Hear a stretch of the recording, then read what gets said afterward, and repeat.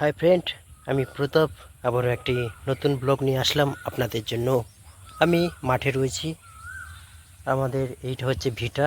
আপনারা ভিডিও স্ক্রিনে দেখতে পাচ্ছেন অনেক বড় ভিটা রয়েছে ফ্রেন্ড। আর এই হচ্ছে আমাদের কচু ক্ষেত। তো আমি বিকালেরও চলে এসেছি কচু ক্ষেতে। আসার একটাই কারণ, এই যে দেখতে পাচ্ছেন ঘাস হয়েছে ফ্রেন্ড, এই যে কচুর ডাঁড়াতে দেখতে পাচ্ছেন।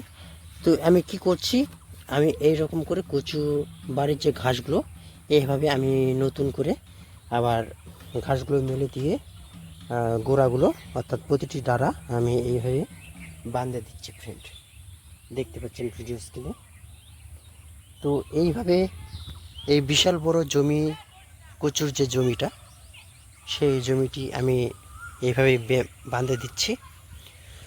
তো ফ্রেন্ড, খুবই গরম, তবুও কাজটি করতে হচ্ছে আমাকে। আর আপনারা কমেন্টে জানাবেন যে আমাদের যে কচুগুলো হয়েছে ফ্রেন্ড, এই যে দেখতে পাচ্ছেন কি সুন্দর সুন্দর পাতা, দেখুন কচুর গাছগুলো দেখতে কেমন, সেটা আপনারা অবশ্যই কমেন্টে জানাবেন।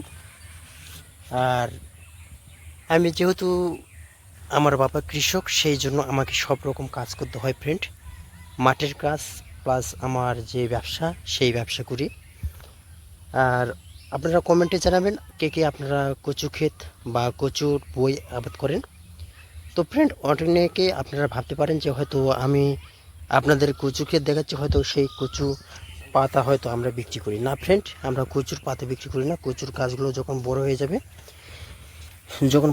এই যে কচুর গোড়াটা দেখতে পাচ্ছেন ফ্রেন্ড, এখানে অর্থাৎ মাটির নিচে ছোট ছোট আকারের আলু যেমন হয় সেরকম গোলাকৃতি বই তৈরি হয়, অর্থাৎ আমরা বলে থাকি কচুর বই। তো সেই কচুর বই আমরা অনেকেই খেয়ে থাকি, মানে সবাই খাই, প্রত্যেকেই খাই। অনেকের পছন্দ, কারো পছন্দ না। আমার তো খুবই ভালো লাগে ফ্রেন্ড কচুর বই, এবং কচুর বইয়ের তরকারি এবং ঝোল। তো আপনারা অবশ্যই কমেন্টে জানাবেন ভিডিওটি কেমন হয়েছে। যদি এরকম নিত্য নতুন ভিডিও আপনাদের ভালো লেগে থাকে তাহলে অবশ্যই কমেন্টে জানাবেন। আমি আরও ভিডিও নিয়ে আসবো আপনাদের জন্য। তো চলুন, আমি কিভাবে কাজ করছি আপনারা ভিডিওটি দেখতে থাকুন।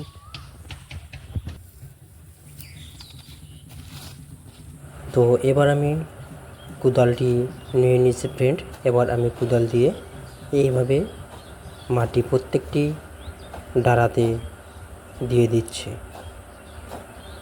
অর্থাৎ কিছুদিন পর আমরা নতুন করে জল এই গাছগুলোতে দিব, সেই জন্য প্রত্যেকটি ডাঁড়া অর্থাৎ কান্দি করানো দরকার, এবং গাছ যাতে শক্তভাবে দাঁড়িয়ে থাকতে পারে সেই জন্য প্রত্যেকটি গাছের গোড়ায় এইভাবে আমরা মাটি দিয়ে থাকি। তো ফ্রেন্ড, আপনারা দেখতে পেলেন আমি কিভাবে এই যে ডাঁড়াগুলো আমি বাঁধে দিচ্ছি। আর আপনারা অবশ্যই কমেন্টে জানাবেন আমার এইরকম ভিডিও আপনাদের কেমন লাগে। এই রোদ গরমে শুধু এসে আপনাদের জন্যই যে কচু কিভাবে আমি বাঁধে দিচ্ছি এবং কিভাবে কাজ করছি তারই ভিডিও আমি আপনাদেরকে দেখাচ্ছি। তো ফ্রেন্ড, এইটা হচ্ছে আমাদের গ্রামের মাঠ, দেখতে পাচ্ছেন খুবই সুন্দর। প্রত্যেকটি সারি সারি দেখতে পাচ্ছেন কচু গাছ খুব সুন্দরভাবে এখানে হয়েছে। তো ফ্রেন্ড, আগে আমরা কচু আবাদ করতাম না, প্রথম এবার আমরা কচু লাগিয়েছি ফ্রেন্ড, কচুর বই খাওয়ার জন্য এবং বিক্রি করার জন্য। দেখতে পাচ্ছেন ফ্রেন্ড, পুরো জমিটা কচু গিজ গিজ করছে ফ্রেন্ড।